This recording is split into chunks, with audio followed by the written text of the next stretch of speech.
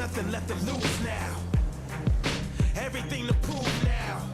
Long as I'm alive, I'ma fight back. My fire never cools down. I'm about to catch fire. Yeah, I'm about to catch fire. Get ready for the new me. Get ready for the new me. Try to hold me down and I go higher.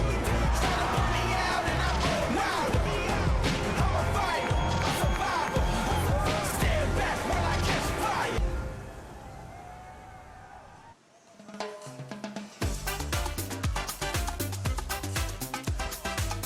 So good to have your company here on the WSL Post Show at the Boost Mobile Gold Coast Pro, presented by Rip Curl. Day one was an absolute beauty. I know everyone's excited to hear from the winner of the last heat of the day, so I'm going to quickly throw it down to Kaipo. Thank you, Ron. Chambinho, your first surf at Snapper and a first victory at Snapper. How are you feeling? Yeah, feeling good. Never really got to surf before my heat, you know. Just a quick session yesterday. Just got like from a fly and like was feeling tired, so like saved my energy. And yeah, I had a fun session yesterday. Just like test my board, not even like try another board or anything. Like I already had like something in my mind, and like yeah, feels great to get the first one out of the way, and there's plenty of heats to make it. Yeah, it's a long road, but it's a board. This is the magic board. I've seen you on it before, the Black Channel Islands. Yeah, I used this board in Wink Pop. Felt like great, but not as great as it felt like here. The wave is so clean, the shape and the wall, it stands up like so nice, and like carbon just go perfect with it. Yeah, a lot going on. Parabéns, obrigado, Joao Chianca. Yeah, completely different just vibe to Joao Chianca there after a big heat win, an important heat win, and his board did look remarkable on those big clean faces. But the first day of the Challenger Series is in the bag. Ronnie Blakey, Jess Grimwood, Wayne Rabbit Bartholomew. What are your thoughts, Bugs? Was it a success? Well, absolutely. The launch of this series, the Challenger Series, has just been so amazing. We saw 18 of the 24 heats, so the bulk of the 96 we saw out here at Snapper today, and it promised a lot and it delivered. We've been talking up just how competitive it was going to be in this opening round. Of course, we are sending people home from this opening round. What about you, Jess? Do you think that they turned up? Oh, absolutely. I mean, there was a few slower heats right at the start of the morning, and there was some 3s and 4s, and then as soon as we went into that third heat of the day, the gears just changed, and it was just like 6, 7s, and then we went right up into the 9s, so it was a good day. Yeah, and the top seeds were tested in those 18 heats, but for the most part, they were very strong. 11 of those red jerseys progressing directly through with a victory. But Jadson Andre really lit the lineup up in a huge way. In heat number 5, he looks so strong and just powerful. Yeah, he just a really impressive backhand. He really, really set the bar here for the scoring, and for the rest of the guys, it's kind of, they're on notice here because the composure, the combination of maneuvers, the wave choice, everything about this performance was just really beautiful. And Jadson in a glorious position, Bugs. You know, usually at the end of a full championship tour year, he's doing double duty on the qualifying series to get himself back onto the CT. The mid-year cut kind of working in his favour. He's already qualified for 2023. Which is a very unusual place for Jadson to be, and he said that this is the first time he surfed without any pressure whatsoever, and look how loose and free he was. Billy Stammen was the other surfer that really stood up in this heat, Jess. The Kiwi, he had a great run on the regional qualifying series and looks set to go for a big run at qualification. Yeah, he's been a massive standout for us over here in Australia regionally over the last couple of years. He just comes across from NZ and he does stuff like this, even on little, you know, onshore beach breaks. He's got the full repertoire. He's a little pocket rocket, and it's really well suited to those conditions today. He was up against it too in the final stages of that heat. Levi Slauson had a pretty good heat score total, so it was a good clash, and we saw plenty of them today. So for those two guys to stand up and drop solid numbers like that was impressive. I not once walked out of the booth and thought, oh, you know what, that wasn't that good of a wave. It seems like every single wave that's been happening today or this afternoon has been incredible. Yeah, well, Heat 11 was another standout. Maxime Husseneau, former world junior champ. He's so strong, but here today, I think it's the best I've seen him look in a long time. He's coming off the back of some big results over there in Europe. But, yeah, he just looks so sharp, had so much variety and power out there. Geordi Lawler, though, the Australian, you know, he's had some big results on the qualifying series in the past, and the way he surfed today, he's on his way to another one. Yeah, this is a huge heat. All the combinations, all the heat totals for all 4 guys in this heat were huge. Any other heat, pretty much first, second, third and fourth would have won everything else today. And Maxime, that was his performance on one of his waves. And this is Geordi's. He had the highest wave score all day today, Bugs.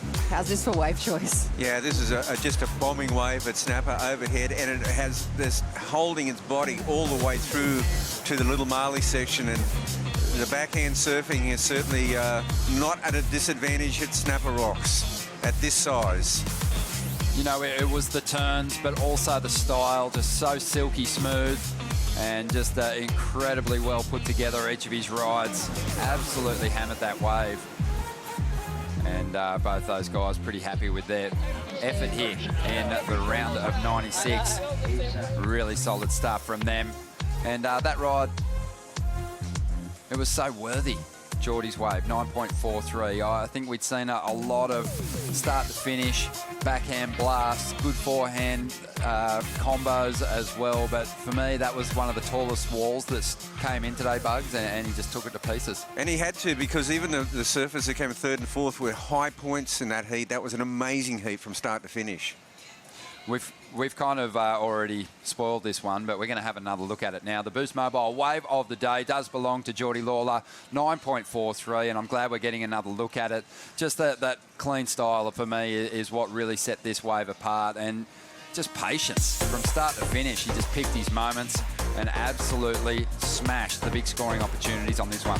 Yeah, so here we go. Boost Mobile Pro wave of the day. I was calling it, saying that he had just so much more extra to give in every part of his surfing. Bottom turn, out through the top of the turn, and then all of the lines he drew. Just so dynamic, a little bit more electric than everyone else, and that's what's put him above the pack today. Yeah, we love it when a surfer takes off here at Snapper Rocks, Bugs, and their first priority is getting as much speed as they can for down the line. Yeah, well, I'd have to say I've never seen the alley rights at North Narrabeen looking like Snapper.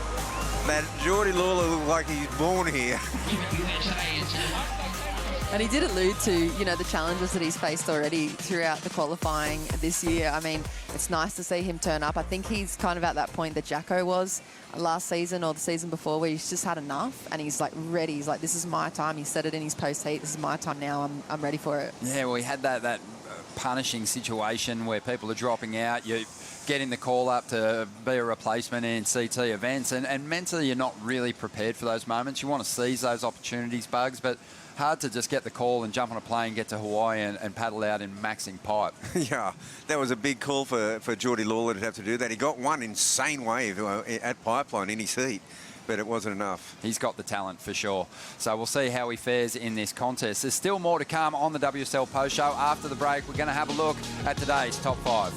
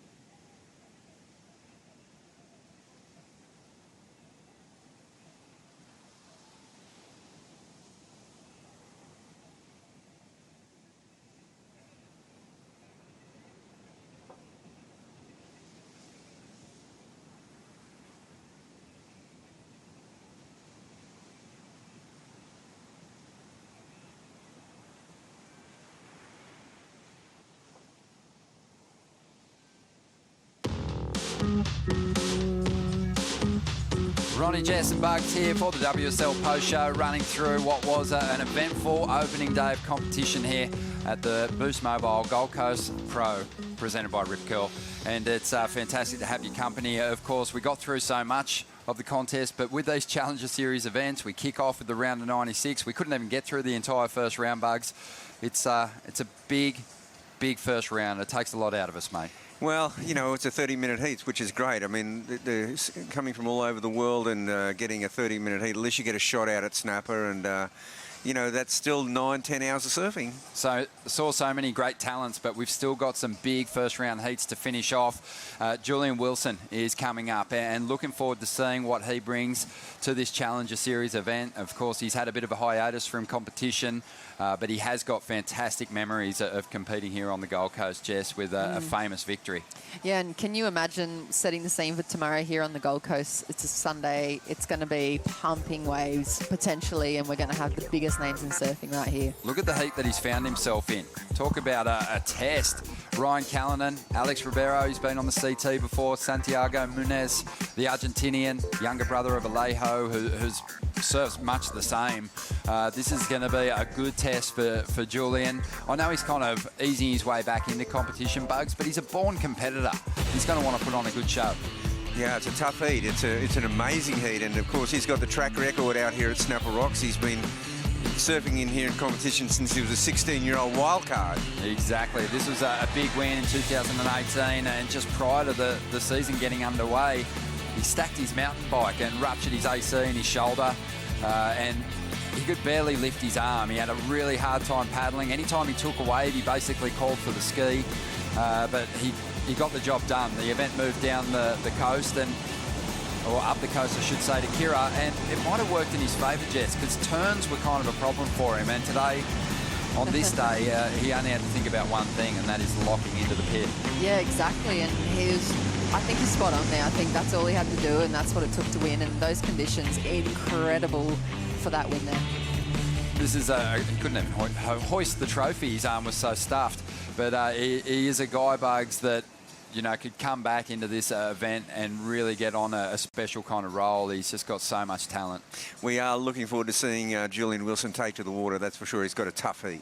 Another guy with a fair bit of talent, Kelly Slater, the 11-time world champion, taking up an opportunity to compete in this Challenger Series event at a stretch of coast where he's had so much success. So it's going to be good, but he'll have his hands full too, because this is a young and hungry pack of surfers as we have a look at the matchup for Slater.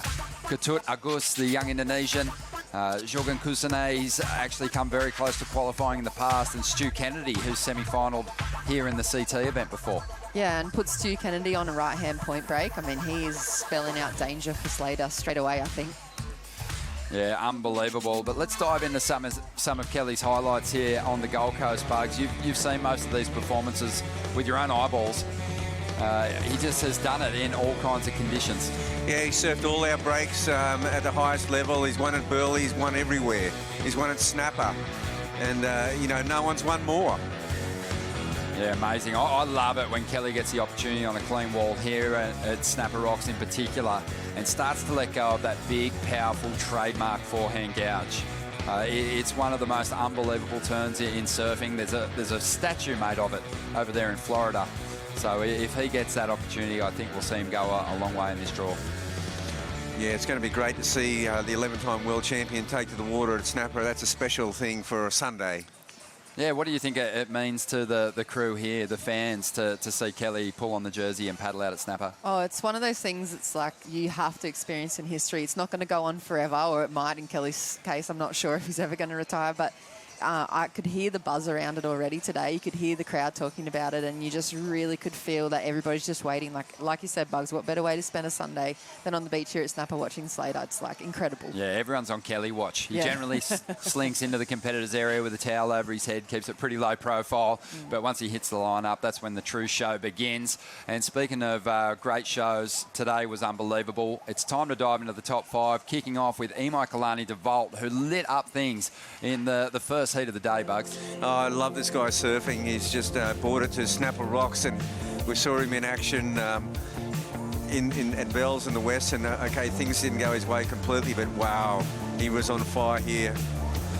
Yeah, it just came on early, didn't he? There was a few heats before this one, obviously, but this was the one where you went, well, the performance level's going to go to another level today. And he just was so explosive, but still didn't lose any of that magic style. Yeah, I'm not sure if Bug said it or Stace said it, but they spoke about not knowing what they were about to do, and I feel like he has that a lot. Luca Messina showed great fight. This is a guy that just slipped out of the Championship Tour ranks and is back on the Challenger Series. Oh, this was a clutch wave. This is right at the end of the heat with less than 30 seconds to go. He needed it. He needed a big score. And Matty Banting was holding on to second place before this one, and Luca just showed his world class, and it only got him into second behind Ramsey Buchan. Yeah, he was absolutely buzzing to see some support from Peru as well on the beach. Michael Rodriguez started a little slow in this heat, but really did turn up the heat on his rivals and started to throw some of that really explosive surfing at us. Yeah, he had that next level thing as well. A few of the guys have really stood out today, and just that flair. I mean, look at that first gouge, open face, drops the rail straight into that wall as well, and just keeps backing it up. You can see how confident he is on his toes, and it was a really beautiful performance from him. It sure was. Next up, Callum Robson. Well, Mr. Reliable, dropping big numbers again, but the big story here was Callum's ability to snag waves under priority bugs and post big numbers. Yeah, Callum is just going from strength to strength. His surfing is getting amazing. Confidence is everything, and you know, we saw him coming up the rankings as a youngster, and now, you know, he qualified through the Challenger Series last year, a short and abbreviated version. Now he's qualified again on the big stage. Well, we're giving number one today to the guy who's been a perennial battler on the CT ranks. He shored up his position with a great performance over there at Margaret River. He's going to be competing in the back half of the year, but it was great to see him come to the Gold Coast stress-free, put the jersey on and throw down some big backhand verts. Well, he's owned this space for many years, and this is where he returns to this battlefield in the trenches of first it used to be the QS, now it's the Challenger Series, but he does it free. He does it without the stress of having to requalify.